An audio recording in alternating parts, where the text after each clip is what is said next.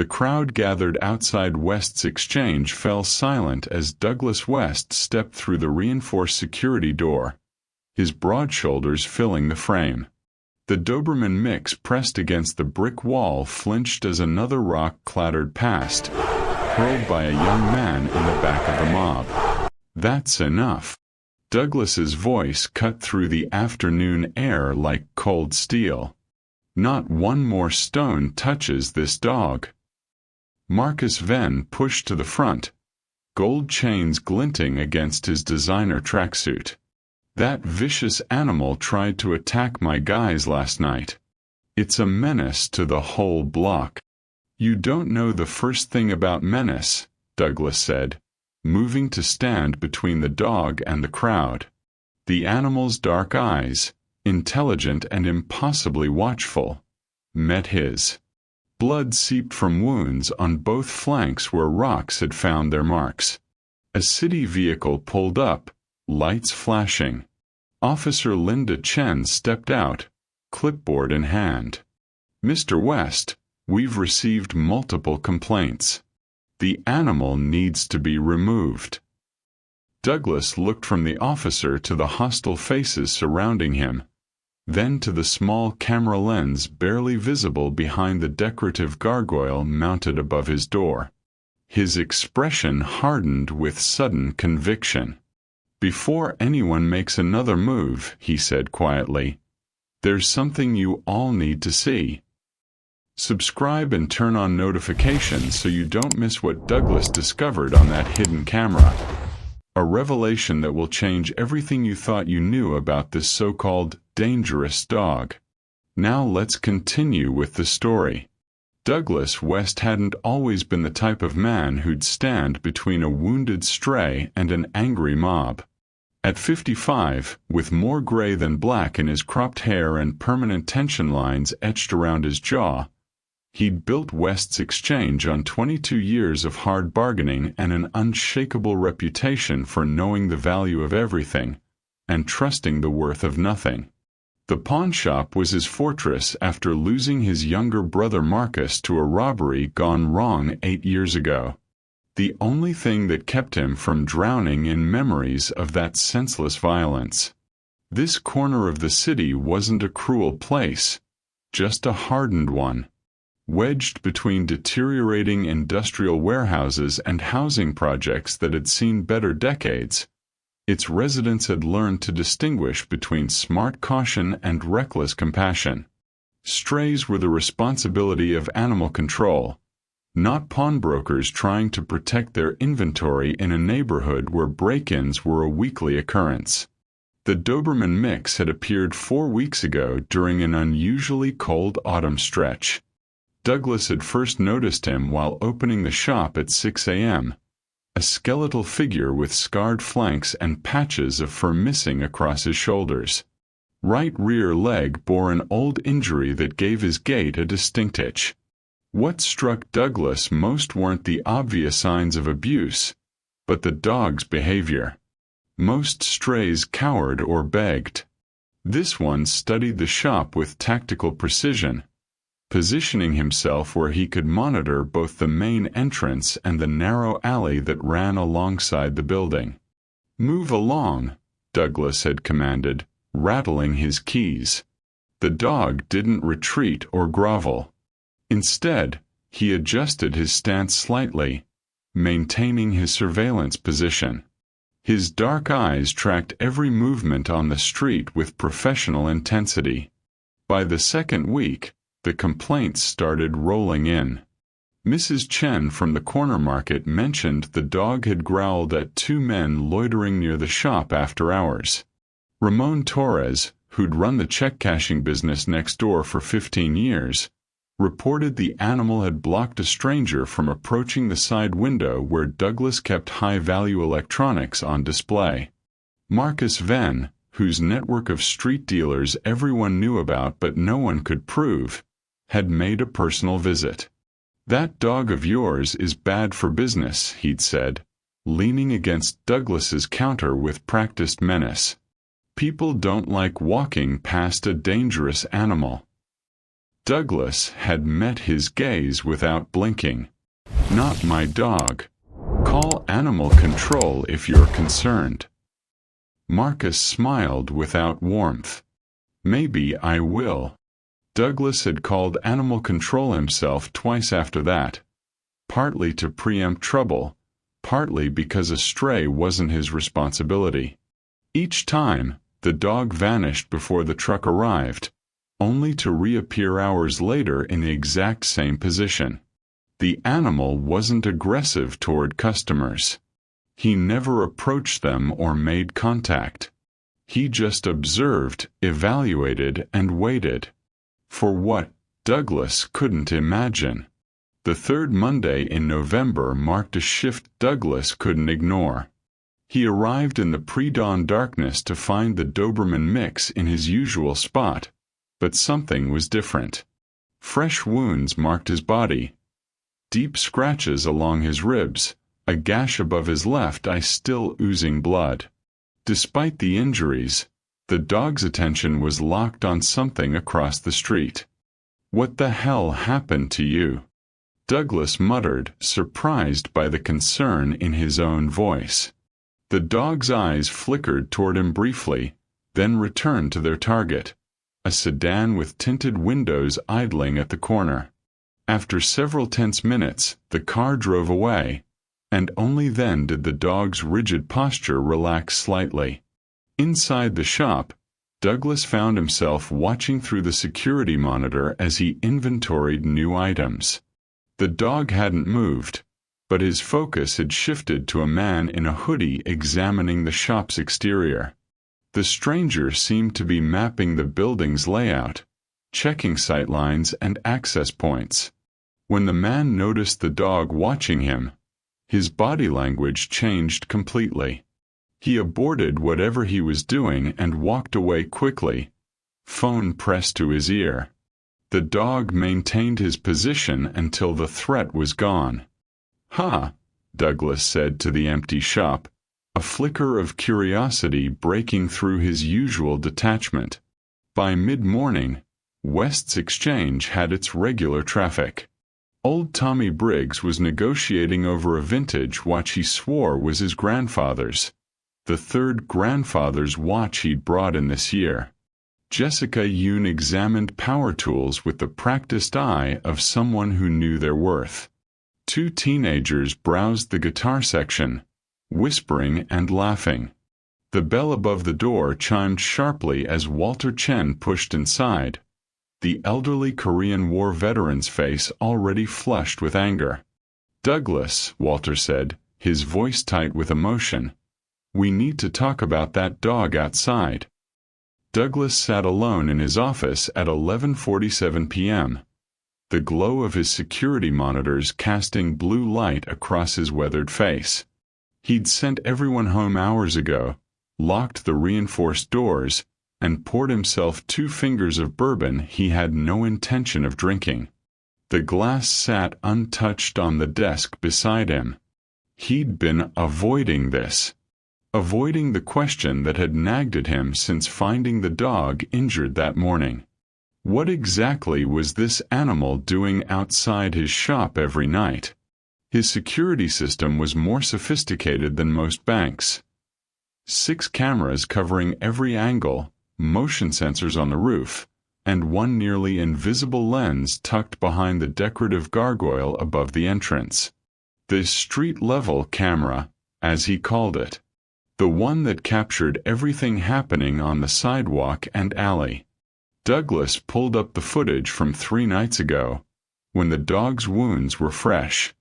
He fast-forwarded through the evening hours, watching the timestamp race ahead. At 2:17 a.m., movement. A figure emerged from the alley, dressed in black, face obscured by a tactical balaclava. The man moved with practiced efficiency, avoiding the main cameras, approaching the side window with a glass cutter already in hand. Professional. This wasn't some desperate junkie. This was a skilled operator who'd clearly surveilled the building. Douglas leaned forward, his pulse quickening. The dog appeared in frame, moving with startling silence despite his injured leg. No barking, no aggressive rush. Instead, he positioned himself directly in the intruder's exit path, body low, utterly still. The thief didn't notice him immediately. He'd just scored the glass when he turned and froze. What happened next made Douglas's breath catch. The dog didn't attack. He adjusted his stance, weight distributed, eyes locked on the man's center mass, in a posture Douglas recognized from his brother's police training manuals. A tactical hold position. The intruder reached slowly for something at his belt, and the dog shifted left, cutting off the angle, forcing the man's hand away from whatever weapon he was reaching for. For 30 seconds, they held that standoff. Then the thief made his decision, backing away slowly, hands visible, before turning and running. The dog maintained his position for another full minute, scanning the street, before returning to his post. Douglas rewound and watched it again. Then a third time. "Jesus Christ," he whispered to the empty office. "You're not a stray. You're a goddamn soldier." Douglas stood outside his shop at 5:30 a.m., holding a paper bag that felt heavier than it should. Inside was a roasted chicken from the 24-hour grocery, still warm.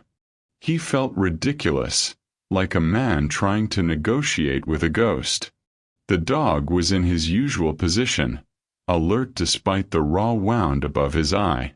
When Douglas approached, those amber eyes tracked him with unwavering focus, but the animal didn't retreat.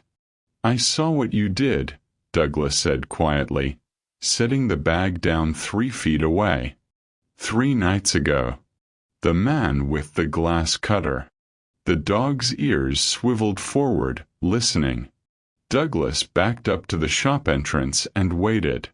After a long moment, the dog limped forward, sniffed the bag thoroughly, then took the chicken with surprising gentleness. He didn't gulp it down like a starving animal. Instead, he ate methodically, eyes never leaving Douglas, before returning to his post. "You want to come inside?" Douglas asked, surprising himself with the offer. "Get those wounds looked at?" He opened the door wide. The dog studied him for several heartbeats, then rose and limped across the threshold. Inside, Douglas filled a bowl with water and laid out towels near the register. The dog drank sparingly, then positioned himself facing the front entrance, sitting perfectly still despite his obvious pain. Douglas retrieved the first aid kit from his office, approaching slowly. "Easy," he murmured, kneeling beside the animal. "Let me see." The dog remained motionless as Douglas cleaned the wounds, though his muscles trembled beneath the scarred fur. Up close, Douglas noticed other things. Old burn marks on the dog's front legs, what looked like bullet gray scars along his ribs, and around his neck, the faint outline where a collar had rubbed for years. As Douglas worked, a customer rattled the locked door.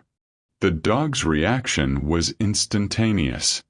His head snapped toward the sound, body shifting into that same tactical stance Douglas had seen on the footage. But there was something else. The dog's nostrils flared. Processing sent information through the door's ventilation gap. After 3 seconds, his posture relaxed. Regular customer.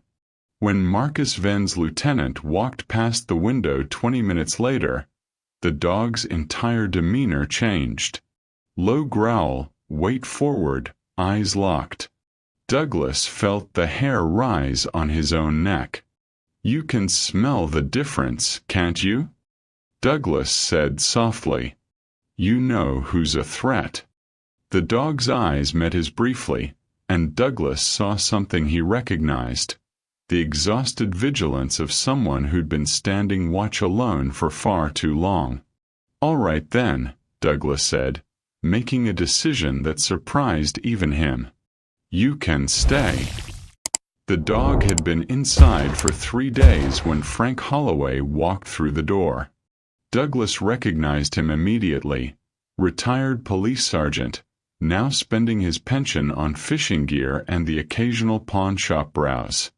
Frank had worked with Marcus before the robbery, had been at the funeral, had looked Douglas in the eye and promised they'd find the ones responsible. They never did. Frank stopped dead when he saw the dog positioned near the register. "Holy hell," he breathed, his weathered face going pale. "That's not possible." Douglas looked up from the estate jewelry he was appraising. "You know this dog?" Frank moved closer, slowly, like approaching a ghost.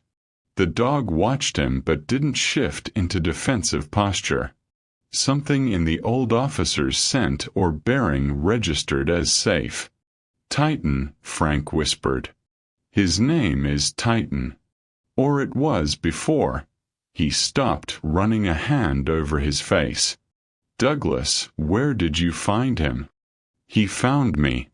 Been outside my shop for a month." "What do you mean, was?" Frank knelt carefully, and Titan allowed it, even leaned slightly into the man's weathered hand. He was part of Phoenix Security Solutions, private military contractor that did high-value asset protection. This dog was their top operator. I met him 4 years ago at an interagency training. He could detect explosives, identify threats by scent profiles alone, and coordinate defensive positions better than most human tactical teams. Douglas felt something cold settle in his chest. What happened? His handler was killed during a jewelry exchange protection detail that went sideways. Ambush.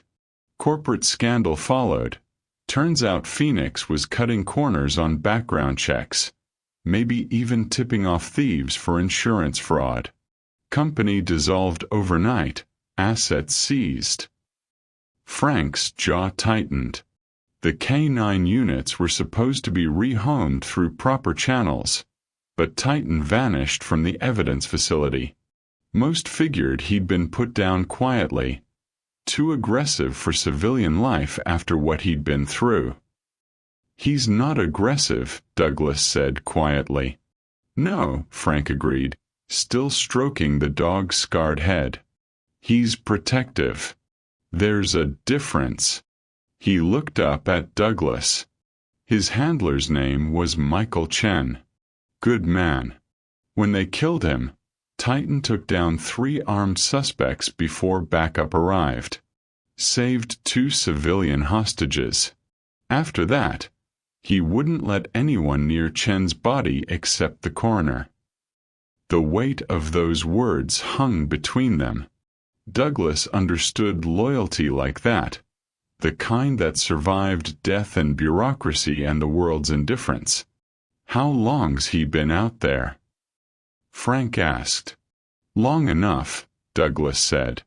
"He's not going back." The animal control van arrived at 9:15 a.m. on Thursday, flanked by 2 police cruisers. Douglas was helping a regular customer when he noticed Titan's posture change. Ears forward, body rigid, focused on the street. Officer Chen stepped through the door first, her expression apologetic. "Mr. West, we have a situation." Behind her came Dale Pritchard, animal control supervisor, carrying a catchpole and wearing the self-important sneer of a man with temporary authority. A younger officer followed with a cage. "Got multiple complaints about a dangerous animal on these premises," Pritchard announced, scanning the shop. "Doberman mix, scarred, exhibiting aggressive behavior toward citizens. We're here to impound it." Douglas stepped in front of Titan. "That dog hasn't shown aggression to anyone." That's not what the complaint says. Pritchard pulled out a tablet. Says here the animal lunged at Marcus Venn's nephew yesterday. Nearly bit him. 2 other witnesses corroborate. The dog's unlicensed, unvaccinated, and represents a public safety hazard. That's a lie, Douglas said flatly. You calling Mr. Venn a liar? Pritchard's smile widened. Because he's prepared to press charges if this animal isn't removed immediately. Reckless endangerment, operating a business with a dangerous animal on premises without proper permits, could shut you down for months during the investigation. Douglas felt the trap closing. Venn had done his homework, used the system as a weapon. Officer Chen wouldn't meet his eyes. I need to see documentation, Douglas said. Complaint forms, witness statements. You'll get copies after we secure the animal. Pritchard moved forward with the catchpole.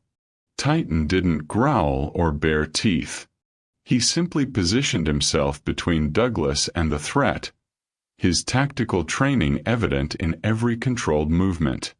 He moves, we tranquilize him, Pritchard warned. Might use more than necessary if he resists. The threat hung in the air. Douglas's mind raced through options, each one leading to the same conclusion. They had the law on their side, even if that law was being manipulated.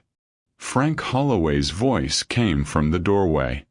That won't be necessary. The retired sergeant walked in, holding his phone. I just spoke with Captain Martinez. Seems there's some confusion about jurisdiction. This dog's microchipped as evidence in an ongoing federal investigation into Phoenix Security Solutions. That makes him federal property, not subject to local animal control. He looked directly at Pritchard. Unless you want ATF agents asking why you're interfering with their case? Pritchard's confident expression faltered. Officer Chen's radio crackled. Confirmation from dispatch. This isn't over, Pritchard said, backing toward the door. Venn's got friends downtown. One way or another, that dog's gone. As the van pulled away, Douglas met Frank's eyes. They both knew the truth. This was only the opening move. Douglas sat across from Councilman Richard Torres in the back booth of Manny's Diner, a manila envelope between them. Torres looked uncomfortable, his usual political polish absent. Good. You wanted to meet, Torres said, eyeing the envelope. Make it quick. I've got a budget meeting at 10. You're pushing through an emergency ordinance, Douglas said. Mandatory impound for any dog over 50 pounds without commercial kennel permits in business districts. Takes effect Monday. Torres shifted. Public safety concern. Nothing personal. Marcus Venn wrote that ordinance for you. Had his lawyer draft it. Douglas pushed the envelope forward slightly. And you're pushing it through because Venn holds the mortgage on your summer house in Pine Valley. The one you bought with campaign funds you reported as consulting fees. The color drained from Torres's face. You can't prove. I don't need to prove it. I just need to raise questions. Douglas opened the envelope, revealing photocopies of pawn tickets. Remember 3 months ago when your nephew came in? Pawned his grandmother's jewelry collection to cover gambling debts?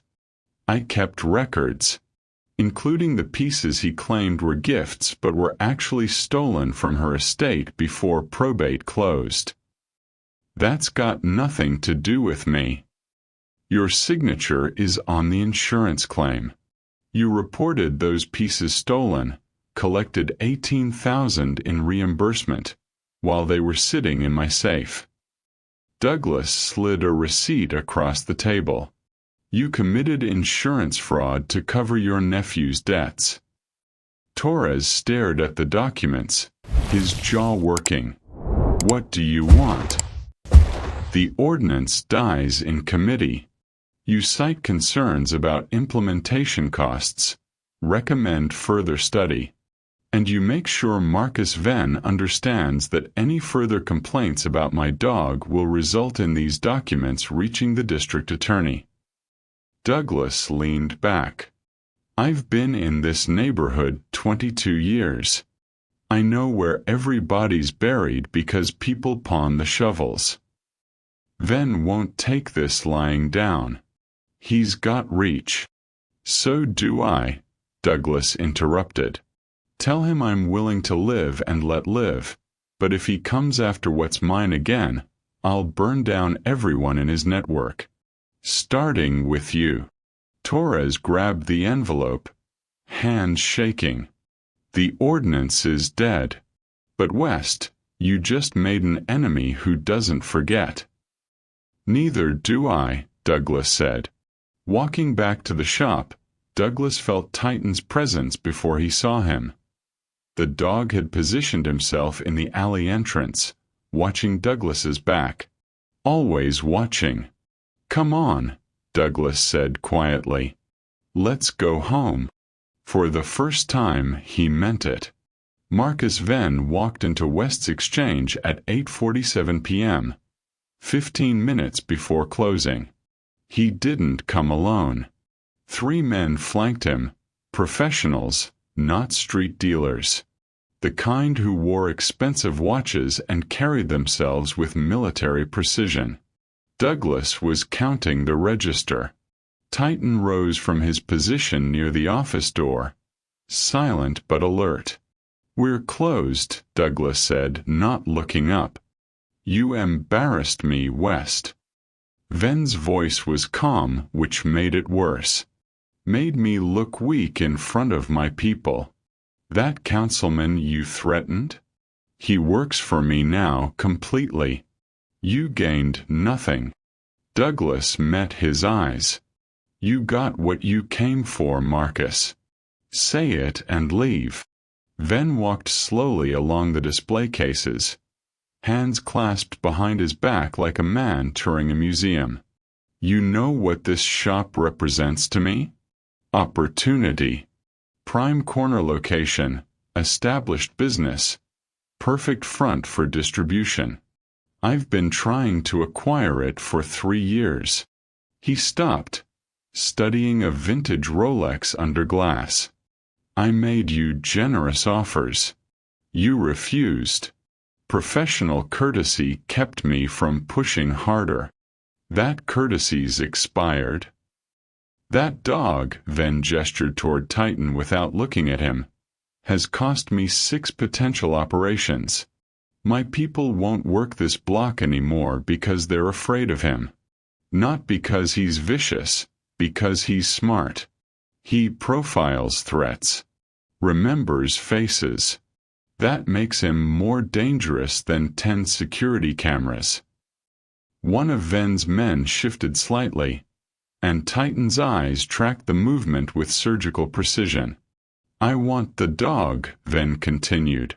Not dead, functional. I'll pay $50,000 for him. Double what you'd get for this whole shop at auction. He's not for sale. Then we have a problem. Venn finally turned, his expression hardening. Because I'm done asking. By 6 a.m. tomorrow, you hand over the dog, or I take him. And when I do, I'm taking your shop too. There'll be a fire, tragic electrical fault. Insurance won't cover it because my guy at the inspection office will find code violations dating back years. Douglas's hands stilled on the register. You're threatening to kill me. I'm threatening everything you've built. Your brother died protecting nothing, a cash register and some jewelry. You want to die protecting a stray. Venn moved toward the door. 6 a.m. West. Bring the dog to the corner of 5th and Madison. Come alone, or I'll assume you've chosen the hard way. The door closed behind them. In the silence that followed, Titan moved closer to Douglas, pressing against his leg. Douglas looked down at the dog, seeing his brother's eyes in that steady gaze, the same stubborn refusal to abandon post, even when abandoning made sense. "I'm not giving you up," Douglas said quietly. "So we'd better figure out how to survive the morning." They came at 3:47 a.m., 2 hours before the deadline. Douglas was waiting in his office, watching the security monitors, when the power died. The entire block went dark. Then had someone cut the main line. Titan's low growl was the only warning before glass shattered in the back room. Douglas grabbed the Glock from his desk drawer, his heart hammering against his ribs. He'd prepared for this, positioning inventory strategically, knowing the layout by memory.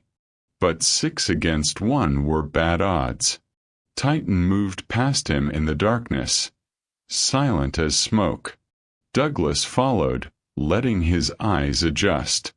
Moonlight filtered through the barred windows, casting shadows across display cases. The first intruder came through the back entrance, night vision goggles gleaming. He never saw Titan coming. The dog hit him low and hard, taking out his knee with surgical precision. The man went down without a sound, and Titan was already moving. Douglas heard footsteps on the stairs, someone heading for the office where the safe was. He started forward, but Titan cut across his path, steering him left toward the main floor. Trust. The dog wanted him to trust. They moved through the shop like ghosts. Titan would pause, ears swiveling, then guide Douglas with precise movements. When a second intruder appeared near the jewelry cases, Titan positioned Douglas behind a support column, then drew the man's attention. The intruder swung a crowbar, but Titan was already gone, circling back. Douglas stepped out and put the gun to the man's head. On the ground. Now. The third and fourth came together through the front door, the lock blown with a shaped charge. Titan herded Douglas toward the reinforced office, using the narrow hallway as a choke point. When they tried to rush, Titan became a whirlwind, not biting to maim, but targeting legs, joints, weapons. Tactical takedowns, each one calculated. Sirens wailed in the distance. Someone had called it in. The last 2 intruders fled, leaving their fallen behind. In the silence that followed, Douglas sank against the wall, adrenaline crashing. Titan pressed against him, breathing hard, blood on his muzzle, not his own. "Good boy," Douglas whispered, his hand finding the dog's scarred head. "Good boy." Through the broken window, red and blue lights painted the street. Frank Holloway was the first through the door, weapon drawn, taking in the scene with the practiced eye of someone who'd seen combat. "Douglas." Frank called. "We're here," Douglas said. "We're both here." 3 months later, Douglas stood outside West's Exchange watching the morning sun paint the freshly repaired facade. The bars were gone from the windows, replaced by reinforced glass that let natural light flood the interior.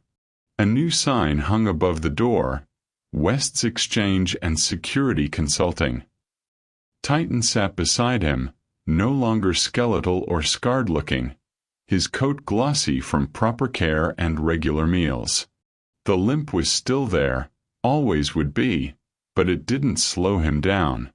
Marcus Venn was serving 15 years for racketeering, arson conspiracy, and attempted murder.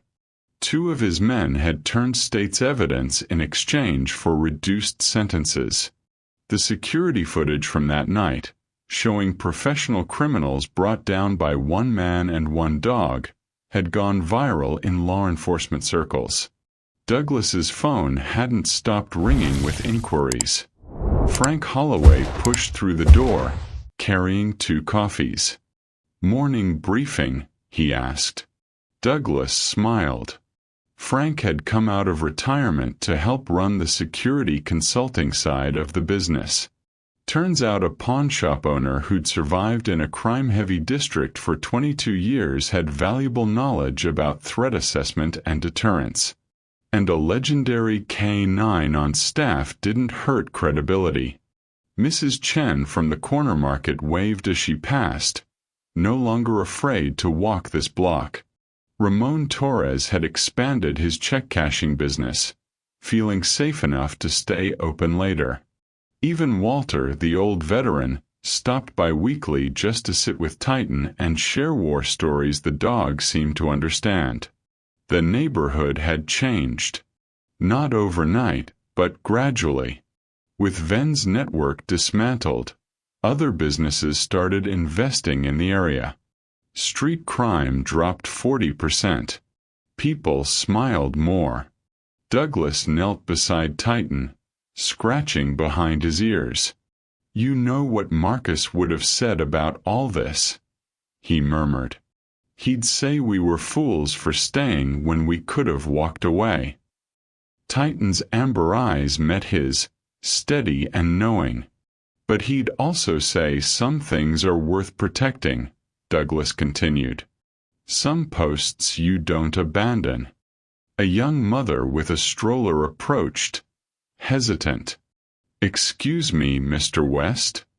I heard you help people assess home security."